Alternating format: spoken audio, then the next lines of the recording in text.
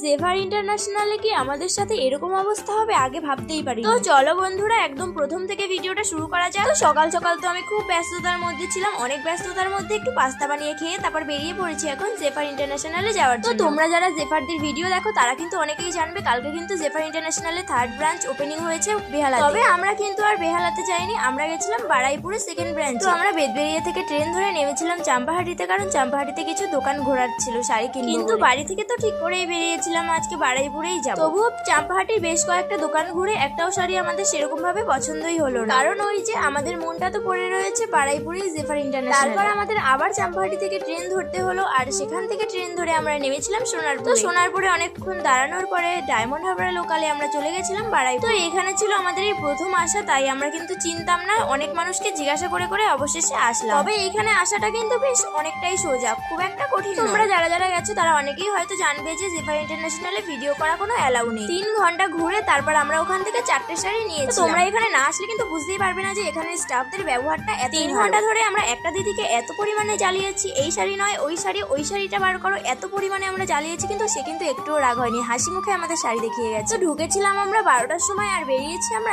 3টের সময়। তো এত পরিমাণে কষ্ট হয়ে গেছে আর একটু এনার্জি ছিল না ভিডিও করার। ভিডিওটা কেমন লাগলো কমেন্টে জানিও। টাটা সবাই।